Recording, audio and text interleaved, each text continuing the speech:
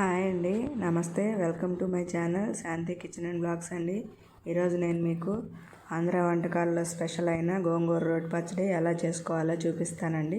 దానికోసం ముందుగా పొయ్యి మీద ఒక గిన్నెలో ఎసరు పెట్టుకోండి. కొంచెం అవి బాగా వేడయిన తర్వాత క్లీన్ చేసి పెట్టుకున్న పచ్చిమిర్చి కట్ట బాగా నీట్గా వాష్ చేసి పెట్టుకున్నా అండి గోంగూర. ఆ గోంగూర వేసుకోవాలి.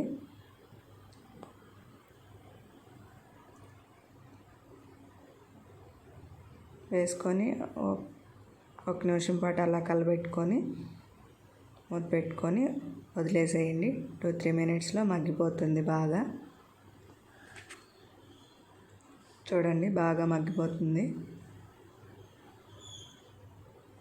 మళ్ళీ ఒకసారి అలా కలబెట్టుకొని మూత పెట్టి కొంతసేపు అలా ఉంచండి. అందులోకి ఆనియన్స్, వెల్లుల్లిపాయలు కట్ చేసుకుంటున్నాను.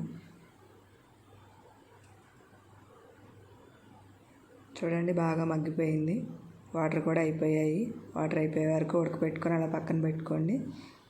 ఇప్పుడు ఈ పచ్చడిలోకి ఒక వెల్లుల్లిపాయ కట్ చేసి పెట్టుకున్నాండి ముక్కలుగా, 4 వెల్లుల్లి రెమ్మలు, కొంచెం జీలకర్ర, క్రిస్టల్ సాల్ట్.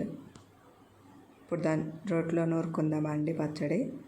ఫస్ట్ పచ్చిమిర్చి వేసుకొని మెత్తగా నూరుకోవాలి. తర్వాత ఆనియన్స్,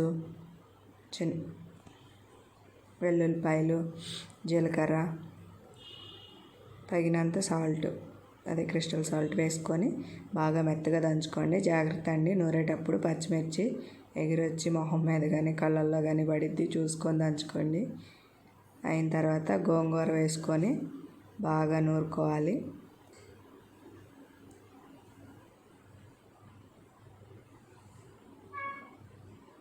గోంగూర వేసిన తర్వాత కూడా జాగ్రత్తగా దంచుకోండి, లేదంటే ఎగిరొచ్చి కళ్ళల్లో పడిద్దండి.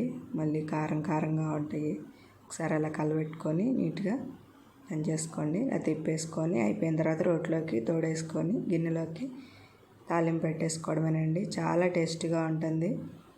అసలు మన ఆంధ్రాలో భోజనాలు అంటే గోంగూర పచ్చడి లేకుండా భోజనాలే ఉండవండి. అంత స్పెషల్ గోంగూర. తాలింపు పెట్టేసుకుంటున్నాను. ఇదండి, వేడివేడి అన్నంలోకి చాలా టేస్ట్గా ఉంటుంది.